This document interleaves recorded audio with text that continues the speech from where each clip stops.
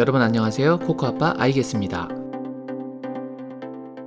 토트넘 허스퍼가 유럽 대항전에 향방이 걸린 중요한 경기에서 아스톤 빌라에게 2대1로 패배하고 말았습니다. 그리고 이 경기에서 토트넘은 패배한 팀답게 많은 문제점을 노출시켰습니다. 전반전 슈팅 연계라는 것이 보여주는 것처럼 공격의 실마리를 잡지 못했던 문제, 또다시 전반 10분이 지나기 전 실점해버리고 마는 수비의 문제, 거기에 더불어 오늘은 옵사이드 개수가 무려 9개라는 아쉬운 기록까지 있었죠. 그런데 그중 문제는 이 9개의 옵사이드 중 가장 많은 옵사이드를 기록한 선수가 4회를 기록한 손흥민 선수고, 토트넘 팬들은 이것을 가지고 전적으로 손흥민 선수의 잘못으로 이야기하고 있다는 것입니다. 몇몇의 팬들은 손흥민 선수에게 옵사이드 규칙을 알려주라고 말하고 있기도 하죠. 손흥민 선수의 4번의 옵사이드, 이게 정말 손흥민 선수 혼자만의 100% 과실인가요? 오늘은 이것에 대해 분석해보고자 합니다. 그럼 그 이야기 바로 시작하겠습니다. 옵사이드가 발생하는 것에는 크게 3가지 요인이 있을 것입니다. 첫 번째는 수비들이 얼마나 조직적으로 옵사이드 라인을 조절하느냐일 것입니다. 두 번째는 침투하는 공격수가 그 상대의 라인을 얼마나 효율적으로 깰 것인가겠죠. 마지막 세 번째는 그 순간 패스를 찔러주는 쪽에서 늦지 않은 타이밍에 패스를 넣어줘야 한다는 것입니다.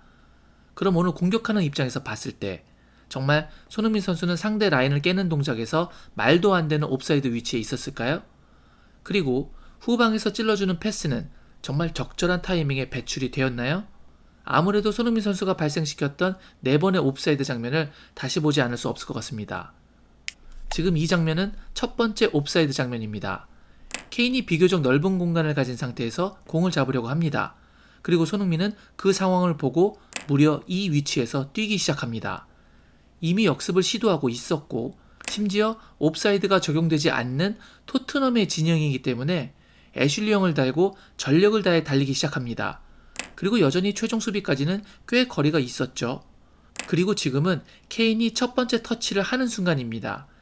이 순간 손흥민은 거의 하프라인 뒷공간을 다 쓸 수 있었기 때문에 당연히 전력 질주를 하고 있었고, 여전히 옵사이드가 발동하지 않는 토트넘 진영이었으며 아직 최종 수비보다 꽤 아래에 있었습니다.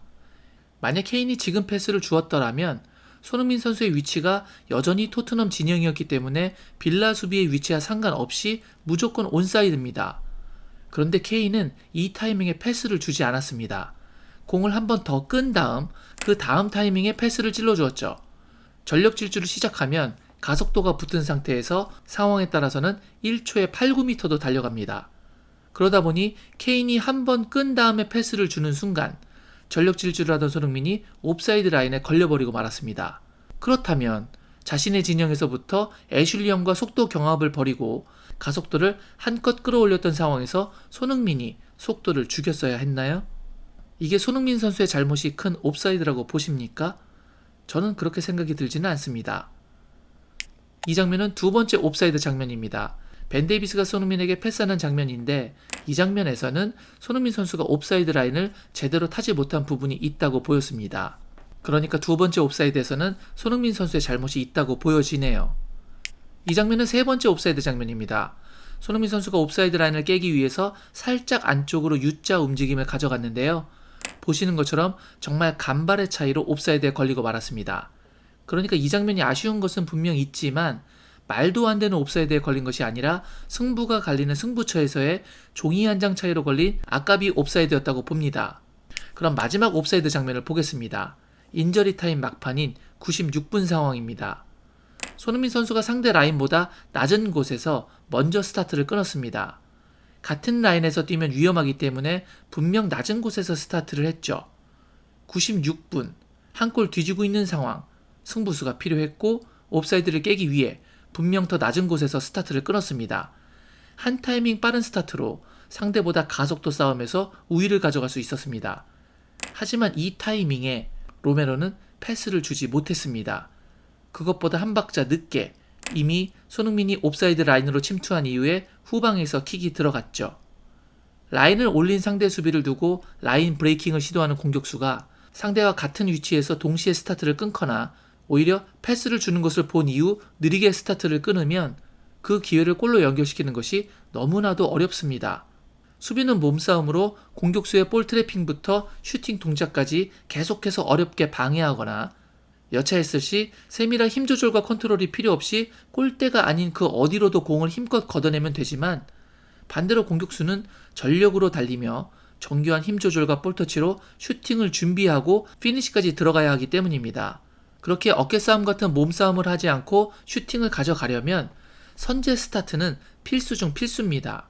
공을 받는 순간 어깨싸움의 위치가 아닌 상대보다 앞서 있는 상태가 매우 중요합니다. 그렇기 때문에 상대의 허를 찌르며 한 박자나 반 박자 빠른 타이밍에 스타트를 먼저 끊을 수밖에 없고 라인 브레이킹을 들어가는 순간 후방에서 얼마나 좋은 타이밍에 양질의 패스를 늦지 않게 찔러주느냐가 역시 매우 중요한데 오늘 그 타이밍의 패스는 쉽게 볼 수 없었습니다.